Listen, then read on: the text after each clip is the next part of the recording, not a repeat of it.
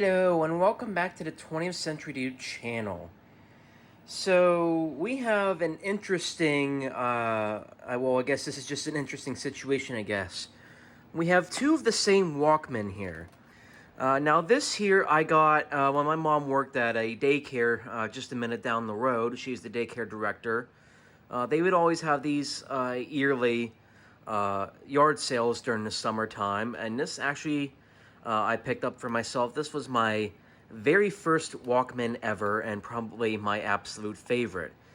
This takes me back to my first year in band, so plenty of good memories there. That was 11 years ago, believe it or not, so I kind of feel old now. But that goes to my first year in band, going into eighth grade. So we have this little sound design AM and FM radio Walkman, but unfortunately this thing has been dead for almost a decade now. It went kaput after a little while, and even with new batteries and a little bit of tinkering around, nothing could basically save it. So I've been holding on to this for 10 years, just waiting until I can get another one like it, because I really did like this Walkman, to be honest. So just a couple weeks ago, I managed to pick up another one just like it, and believe it or not, when I got it on eBay, believe it or not, there's actually only one of these things open at the moment, and it was for parts. They sold at a relatively cheap price. The seller described it as it was working when he, or maybe it was she, had it, but wasn't sure about the condition now, so sold it for parts. So I got it for dirt cheap, and when I brought it back here, it actually works just fine. It actually works just fine. So I have literally nothing to worry about when it comes to this Walkman. So I think I got a pretty good deal on it. Of course, when I got the first one, I only had 3 tapes at the time, and all of them I borrowed from my parents, and actually still technically have with me. One of them was my dad's indoor drumline tape, and another one, yeah, this right here, actually, was the Newsboys album, Not Ashamed, probably my favorite music album of all time. It did have a music cover at one point, but that kind of went a little bad, so unfortunately, nothing, no cover there. And the other one was the Michael Jackson album Bad, which I do not have out at the moment. But let's take a deeper look into this Walkman. Unfortunately, I can't give a demonstration of the first one because it doesn't work, obviously. But anyway, we have the functions here for, radio or tape. More often than not, you're going to use this for tape anyway. You have your typical fast forward and rewind options, of course, play and stop. There is no recording on this Walkman. There is no recording function, so I guess that if there is to be one downside, there's that. And here's an option I wish my other Walkmans would have. It's the ability to loop playback if you want. So I have it as just when it finishes one side, it stops and then you flip it over. But you could actually have it as sort of looping. So it can automatically do that regardless. So it'll go from side A to side B and play from there, and then it'll actually start the whole album again. So you're looping what you're playing. So that's kind of a nice feature. Of course, you have all your radio tuning options. Up here you got your AM and FM.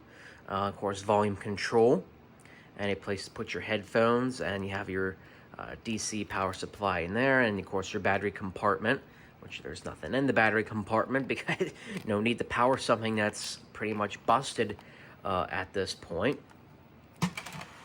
But I think we're going to give a demonstration now of this Walkman. We're going to use this Penn State Blue Band tape. It's in very good condition, so that's one of the reasons I use it. I think I'll also use that for the demonstration because I don't believe there should be a copyright on Penn State's Blue Band. I could be wrong about that when I upload this video ultimately, but as far as I know, the copyright Nazis should not be going after me for playing stuff from a marching band. So anyway, we have the batteries all loaded up in this Walkman. Let's give this a little bit of a go. I'm gonna turn that down because holy rip. As you can tell, the radio option, it's a bit iffy. Of course, I shouldn't expected anything on AM. Why bother? I'm honestly not sure what station I'm on now. I want to say maybe we're getting close to Murph Radio. That's where we're at near. The tuning knob itself, I think, needs some schmutz. I can't really move it around a whole lot because I'm gonna just, I'm gonna turn that down. Good Pete. I can't really move it around a whole lot. It feels kind of stuck. It needs a little bit of schmutz. I think it is trying to pick up something on the radio. But to be fair, am I probably going to go to this as a default for listening to the radio? Probably not.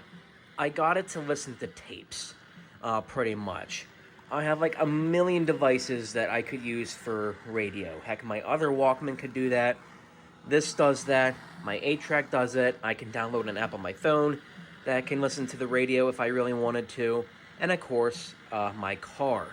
So I'm not going to be short of anything radio-wise. So I think we're good with this for right now. Well, let's switch it back onto tape mode. I believe we should have the tape in here already. We do. Perfect. I gotta press the button again.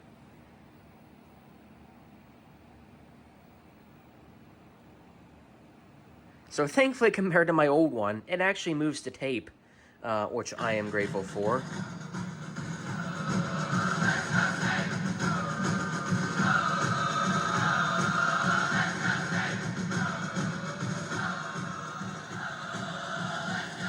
And that's what I liked about this, I guess, specific model of Walkman. I mean, not only is the tape pretty clean, I'm pretty sure it was barely ever played, but the sound always came in super duper clear, which I am happy about.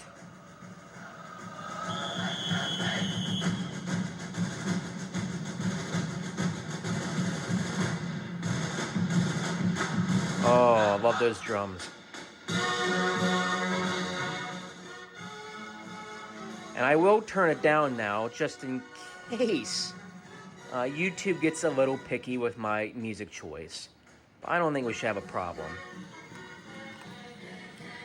So before I bothered to play anything and test it with, I did run the head cleaner through, just to make sure the heads were clean before I played anything. I figure since this thing probably hasn't been used in a while, who knows how long, probably good to do that with. And before I got this, I was actually borrowing, this is my Graham's cassette player. She left it behind in her house. Unfortunately, she has to live in a home now. I'm going to turn this down a little. So she doesn't really use like her TV or electronics or anything. You're just kind of sitting there right now. So I actually borrowed this for a couple of weeks until I got this Walkman in. I was trying to hook up some kind of tape player via aux cord, of course, to my car. It's sort of an extra listening option, sorry.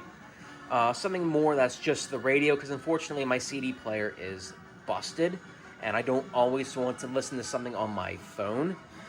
So I figured, why not get a good tape player and hook it up to the car, which now I can do.